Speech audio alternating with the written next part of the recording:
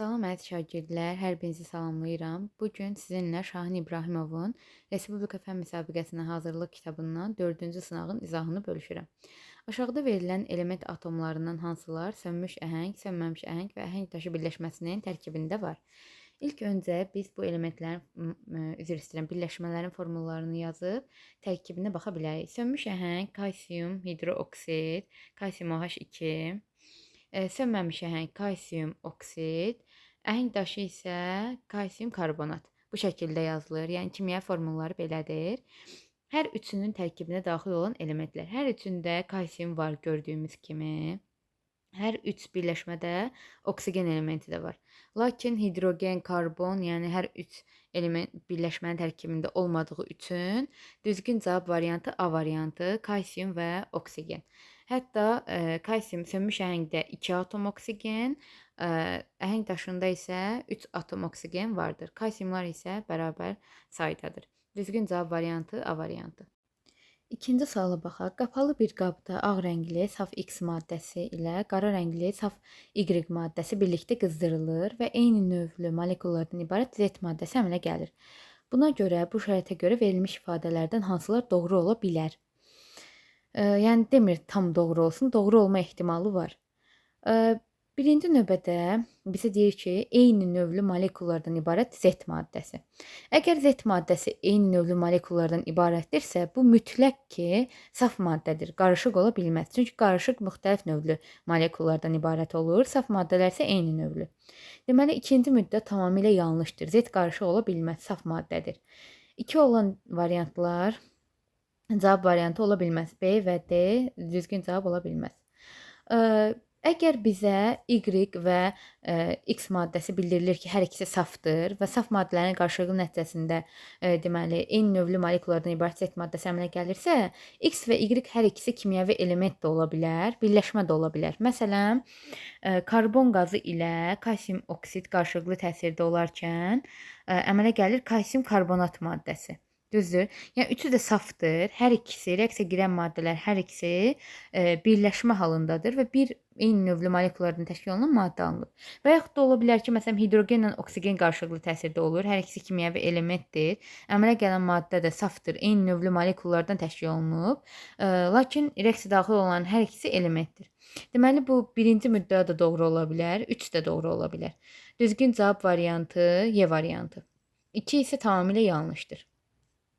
Üçüncü sual. Üçüncü sualda bizə XO3 2 mənfi birləşməsi verilmişdir. Birləşmədə bildirilir ki, 32 elektron var. Buna əsasən X2H6 molekulundakı proton sayını hesablayın. İlk öncə biz iyonun yükü bərabərdir proton çıxılsın elektron dusturundan istifadə edərək X-in proton sayını müəyyən edə bilərik. Deməli, iyonun yükü -2 aparıb dusturda yerinə qoyduq. Bərabərdir proton sayı. Bu maddənin ümumilikdə proton sayını hesablayarkən X-in proton sayı bizə məlum deyil. X vurulsun indeksi 1-dir. Yəni 1 X atomu var. 1 vurulsun X, üzərinə gəlinsin. Oksigenin şərtdə gördüyümüz kimi 8 protonu var. 3 oksigen atomundan söhbət getdiyinə görə 3 vurulsun 8, 24. Çıxılsın elektron, proton çıxılsın elektron dusturda. Elektron sayında bizə şərtdə verilib ki, 32-dir. Hər şeyi yerinə qoyub, buradan tənlikdən X-i müəyyən etdik. X bərabərdir 6. X 6-dır. Deməli, X elementinin 6 protonu var. Bizə sonradan bildirilir ki, deməli, X2H6 maddəsinin proton sayını hesablayaq. X2H6 maddəsinin proton sayı bərabərdir. X-in 6 protonu var, tapdığımız kimi. 2X atomundan söhbət getdiyinə görə 2 vurulsun 6, yəni 12. Üzərinə gəlsin. Hidrogenin şərtdə verilib 1 protonu var. 6 hidrogen atomu olduğuna görə 6 vurulsun 1, 6 bərabərdir 18. Düzgün cavab variantı D variantı. Dördüncü suala baxaq. Dördüncü sualda bizə 3 iyon verilmişdir və şərtə əsasən hər 3 iyon 3 elektron aldıqdan sonra onların yüklərini müəyyən etməyimizi istəyir. Deməli, birinci iyon X1 müsbət, ikinci iyon Y 1 mənfi, üçüncü iyon isə Z 5 müsbətdir. Ümumiyyətlə, iyonlar elektron aldıqda yükləri həmin qədər azalır, elektron verdikdə isə yükləri həmin qədər artır. Deməli, 1 müsbət 3 iyon aldıqda 3 vahid azalır, -2. İkinci -1-dir, 3 vahid azalır, y-də olur 3, -4. Z isə -5, 3 vahid azalır, 2. Düzgün cavab variantı C. 5-ci sual. Aşağıdakılardan biri suspenziya deyil.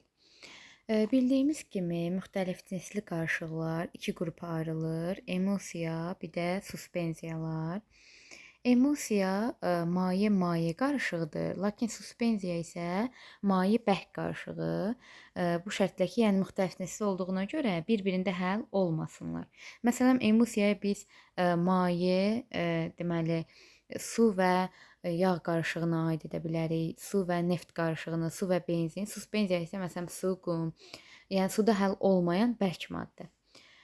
A bəndinə diqqət etirsək, qum və su suspenziyaya aiddir. Qum suda həll olmur və bərk aqreqat halındadır. C bəndinə diqqət etirsək, alüminium hidroksid suda həll olmayan əsasdır və bərk haldadır. Tərkibində metal olduğuna görə, metal olan bütün birləşmələr bərk olduğuna görə C variantı da düzgün cavab variantı deyil. Y variantına diqqət etirsək, qum, su, A və Y variantları eynidir. B variantı maqnezium hidroksid. Maqnezium hidroksid də suda həll olmayan, deməli, bərk maddədir, bərk əsasdır. Yerdə qalır düzgün cavab variantı D variantı. Neft və su qarışığı, neft də maye haldadır, su da maye haldadır və bir-birində həll olmurlar. Bir-birində həll olmayan maye-maye qarışığı suspenziya deyil, emulsiyanı əmələ gətirir. Düzgün cavab variantı D variantı. 6-cı sual. Kainatda və yer kürəsində elementlərin yayılmasına görə verilmiş hansı ifadələr doğrudur? Birinci müddət yerdə oksigenin yayılması kütləci ən çoxdur. Bəli, bu ifadə doğrudur. Oksigenin yerdə yayılması, yəni faizi hətta 49,1%-ə bərabərdir oksigen. Üçüncü ifadəyə baxsaq, yerdə silisiumun yayılması kütləci ən azdır. Bu çox yanlış ifadədir. Çünki oksigendən sonra ikinci yerdə yayılmasına görə hətta silisium durur. 26% silisiumun yayılmasıdır. Yəni yer kürəsində. İkinci müddəa isə doğrudur. Kainatda hidrogenin yayılması ən çoxdur. Bəli, bu ifadə doğrudur. Hidrogen, yəni havanın tərkibində hidrogen qəti sürətdə yoxdur. Lakin hidrogen kainatda ən geniş yayılmış qazlardan biridir. Və hidrogen ekoloji təmiz yanacaq adlanır. Ona görə də düzgün cavab variantı 1 və 2-dir. D variantı. 7-ci suala baxaq. 7-ci sualda şərtdə verilib ki, pH bərabərdir 4 olan 50 ml və pH bərabərdir 10 olan 40 ml məhlulların qarışığı üçün doğru olanı müəyyən edin. Deməli, biz bilirik ki, pH 7-dən kiçik olduqda tuş mühit, pH 7-yə bərabər olduqda, pH bərabərdir 7 olduqda neytral mühit, pH böyükdür 7 olduqda isə mühit, yəni əsası olur. Əsasi mühit olur. Deməli, pH əgər 4-dürsə, birinci məhlul turşu məhluldur. Çünki 7-dən kiçikdir, mühit turşdur. pH bərabərdir 10, 7-dən böyük olduğuna görə mühit əsası mühitdir. Deməli, turşu ilə əsas arasında qarşılıqlı təsir reaksiyası baş verir. Biz də bilirik ki, belə reaksiyalar neytrallaşma reaksiyalardır. Həcmlərinə baxdıqda turşudan 50 ml, əsasdan isə 40 ml-dir. Yəni 40-ın 40-a qarşılıqlı olaraq 40 ml əsas, 40 ml turşunu neytrallaşdıracaqdır. Lakin burada 10 ml turşudan, yəni pH bərabərdir 4 olan məhluldan 10 ml artıq qalır. Yəni mühit olur tuş mühitdə. Mühit tuş mühit olduğuna görə pH kiçikdir 7 olacaq. Düzgün cavab variantı D variantı. Əgər bizim əsasımızdan, yəni pH bərabərdir 10 olan məhluldan 10 ml artıq qalsaydı, mühitimiz əsası, yəni pH böyükdür 7 olacaqdı. Turşudan 10 ml artıq olduğuna görə, yəni tuş mühitdən düzgün cavab variantı D variantı. pH kiçikdir 7. 8-ci sual. Hansı ayrılma üsulu sıxlıqlar fərqinə əsaslanır? Belə ki, düzgün cavab variantı C variantıdır. Durultma üsulu. Durultma üsulu ilə bir-birində həll olmayan maye-maye qarışığı ayrılır və sıxlığı az olan maye üstdə qalır, sıxlığı çox olan maye isə aşağı hissədə və ayrıcı qıf vasitəsilə ayrılır. Deməli, düzgün cavab variantı C variantı. 9-cu sual. Hansı proses zamanı istilik udulur? Ümumiyyətlə, istilik udulursa, deməli, proses endotermik proses olmalıdır. İstilik əgər ayrılsaydı, eksotermik proses olacaqdı.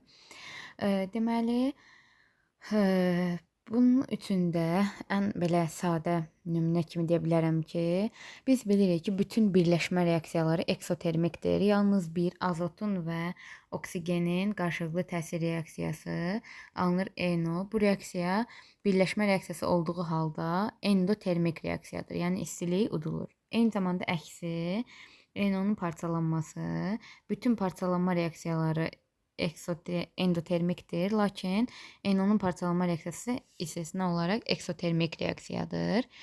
Yəni burada da əgər molekullar parçalanırsa, bu endotermik, molekullar birləşirsə eksotermik reaksiyadır. Məsələn, donma maye haldan bərk aqreqat halına keçiddir. Mayədən bərkə. Molekullar nisbətən daha da sıxlaşır. Məsələn, maye molekulları müəyyən qədər belə yerləşirsə, bərkin molekulları bir-birinə daha yaxın, sıx yerləşirlər. Daha nizamlı yerləşirlər. Biz elə bir cavab variantını seçməliyik ki, molekulların parçalanması, yəni bir-birindən daha da ayrılması baş verməlidir. Sublimasiyaya diqqət etdikdə, sublimasiya maddənin bərk haldan birbaşa qaz aqreqat halına keçməsidir. Ona görə də düzgün cavab variantı B variantı olacaq. Bərkdə molekullar daha bir-birinə sıx yerləşir, lakin qaz halında isə molekullar bir-birinə ara məsafəsi ilə yerləşirlər. Ona görə də istilik udulur dediyinə görə əsasən parçalanma baş verməlidir. B variantı düzgün cavab variantı olacaq. C variantına diqqət etirsək, bərkimə maye aqreqat halından bərk aqreqat halına keçiddir. Molekullar daha da bir-birinə sıx olacaq. Yəni birləşmə baş verəcək burada. Kondensasiya maye aqreqat halından, üzr istəyirəm, qaz aqreqat halından maye aqreqat halına keçiddir. Molekullar, qazın molekulları daha aralı yerləşirlər. Maye molekulları isə bir-birinə nisbətən sıx yerləşirlər. Növbəti desublimasiyada sublimasiyanın əksidir. Əgər sublimasiyada istilik udulursa, desublimasiyada istilik ayrılacaq. Ona görə də düzgün cavab variantı sublimasiya B variantı. 10-cu sualın izahını verək. 10-cu sual həll olma bölməsinə aiddir. Hansı maddənin suda həll olması temperatur artdıqca artır? Deməli, temperatur artdıqca həll olması artan maddələr bərk halda olan maddələrdir. Bərk maddələrin həll olması temperatur artdıqca artır. Temperatur azaldıqca isə azalır. Deməli, bu maddə bərk halda olmalıdır və suda həll olmalıdır. A bəndinə diqqət etirsək, qum düzdür, bərk haldadır, lakin qum suda həll olmur.